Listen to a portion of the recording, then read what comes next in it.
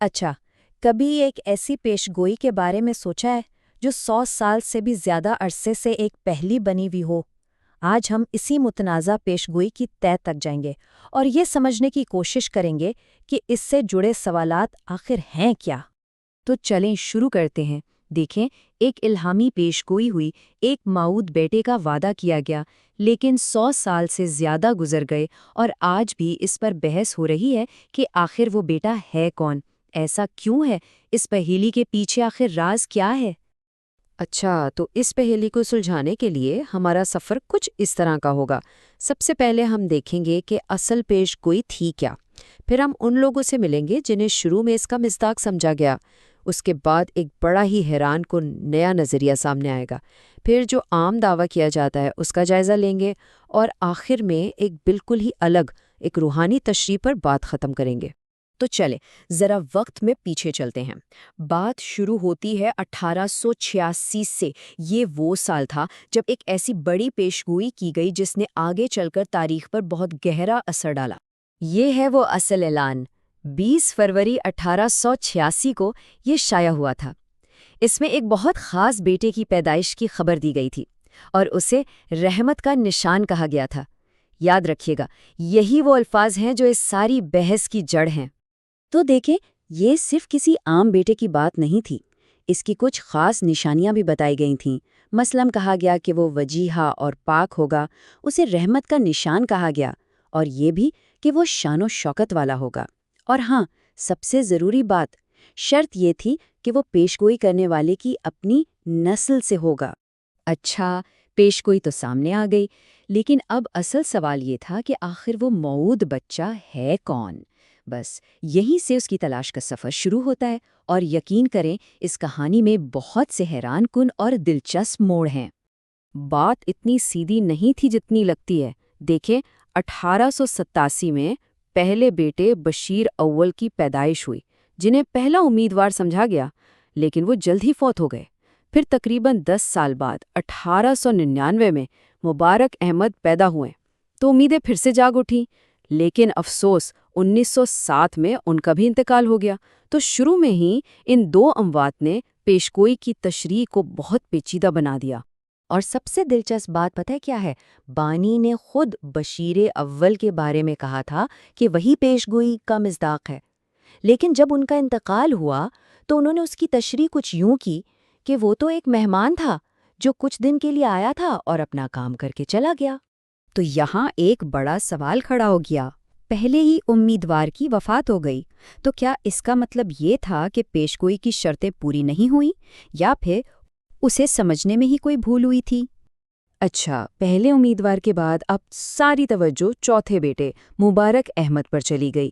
ان کی پیدائش کو بھی پیشگوئی کا پورا ہونا سمجھا گیا، خاص طور پر اس لیے کہ ان کے ساتھ 4 کا ہنسا بڑے پراسرار طریقے سے جڑا ہوا تھا، لیکن ان کی زندگی بھی زیادہ لمبی نہیں تھی۔ اور اب کہانی میں آتا ہے سب سے بڑا موڑ۔ یہاں ایک ایسی دستاویز سامنے آتی ہے جو ایک بالکل نئی بات کرتی ہے، ایک ایسی تشریح جو سارا کھیل ہی بدل دیتی ہے۔ ذرا اس اصل تحریر کو دیکھیں۔ یہ وہ حصہ ہے جو پوری بحث کی بنیاد ہے۔ یہاں جو دلیل دی جا رہی ہے وہ یہ ہے کہ پیشگوئی میں اصل میں ایک شخص کا نہیں بلکہ 2 الگ الگ ہستیوں کا ذکر تھا۔ ایک تھا وجیحہ اور پاک لڑکا، اور دوسرا تھا ذکی غلام، اور ان دونوں میں فرق بالکل صاف ہے۔ دلیل یہ ہے کہ وجیحہ لڑکا تو ایک حقیقی جسمانی بیٹا ہونا تھا، یعنی جس کا تعلق سیدھا نسل سے ہو، لیکن دوسری طرف جو ذکی غلام تھا اس کے لیے نسل کی کوئی شرط نہیں بتائی گئی۔ اس سے یہ اشارہ ملتا ہے کہ شاید وہ کوئی جسمانی نہیں بلکہ ایک روحانی وارث تھا۔ ٹھیک ہے، تو اب اس نئے نظریے کو ذہن میں رکھتے ہیں، یہ جو 2 شخصیتوں والی بات ہے، اور اس کی روشنی میں اب ہم اس مشہور دعوے کا جائزہ لیتے ہیں جس کے مطابق مرزا محمود احمد ہی وہ موعود بیٹے تھے۔ یہاں ایک بہت اہم اصول سامنے آتا ہے، وہ یہ کہ انسان کی اپنی تشریح میں یعنی اجتہاد میں غلطی ہو سکتی ہے، لیکن خدا کے کلام میں کوئی غلطی نہیں ہوتی، اور یہی اصول ہے جس کی بنیاد پر اس مشہور دعوے پر سوال اٹھایا جاتا ہے۔ اچھا، تو اس نئے نظریے کی بنیاد پر جو عام دعویٰ ہے اس کے خلاف کئی سوال اٹھائے جاتے ہیں۔ پہلا سوال تو وقت کا ہے۔ پیشگوئی میں کہا گیا تھا کہ بچہ اعلان کے بعد پیدا ہوگا۔ دوسرا سوال یہ ہے کہ اگر وہ پیدا ہو چکے تھے تو ان کے بعد بھی موعود بیٹے کے بارے میں نئے اعلانات کیوں ہوتے رہے؟ پھر ایک اور بات، 9 سال تک کسی بھی زندہ بیٹے کو اس پیشگوئی کا مصداق کیوں نہیں کہا گیا؟ اور شاید سب سے بڑا سوال کہ بانی نے خود کبھی صاف صاف ان کا نام کیوں نہیں لیا؟ اور یہ ایک بہت اہم مذہبی نقطہ ہے۔ یہاں قرآنی اصول کا حوالہ دیا جاتا ہے کہ جب بھی خدا کی طرف سے کسی بچے کی بشارت دی جاتی ہے تو وہ بچہ ہمیشہ اس بشارت کے بعد پیدا ہوتا ہے، پہلے سے موجود نہیں ہوتا۔ یہ دلیل ظاہر ہے مرزا محمود احمد والے دعوے کو کمزور کرتی ہے۔ تو ان تمام دلائل اور سوالوں کے بعد اب ہم آتے ہیں اس معاملے کے حتمی حل کی طرف، ایک ایسا حل جو جسمانی نہیں بلکہ روحانی ہے۔ یہ اقتباس دیکھیں، یہ پیشگوئی کی زبان کو ایک بالکل الگ ایک روحانی رخ دیتا ہے۔ یہاں پسر موعود یعنی موعود بیٹے کو مہدی کے غلام سے جوڑا جا رہا ہے، اور اس کی آمد پر ایک روحانی عید کی بات ہو رہی ہے جسے دنیا والے نہیں منا سکیں گے۔ یہ ظاہر کرتا ہے کہ بات شاید کسی جسمانی بیٹے سے کہیں زیادہ گہری ہے۔ تو پھر سوال یہ ہے کہ یہ ذکی غلام آخر تھا کون؟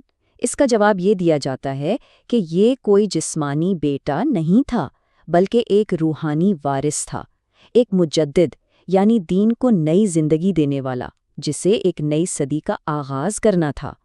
یاد ہے ہم نے 2 شخصیتوں کی بات کی تھی، یہ وہی دوسری شخصیت ہے۔ اور یہاں آ کر اس 100 سال پرانی پہیلی کا حتمی جواب دیا جاتا ہے۔ اس نظریے کے مطابق پیشگوئی روحانی طور پر عبدالغفار جنبا کی شکل میں پوری ہوئی، جنہیں 15ویں صدی ہجری کا مجدد مانا جاتا ہے۔ تو یہ ساری کہانی ہمیں ایک بہت گہرے سوال کے سامنے لا کھڑا کرتی ہے۔ جب بات پرانی پیشگوئیوں کی ہو تو زیادہ اہم کیا چیز ہے؟ وہ اصل الفاظ جو کہے گئے تھے، یا پھر وقت کے ساتھ ساتھ ان الفاظ کو سمجھنے اور ان کی تشریح کرنے کے ہمارے اپنے طریقے؟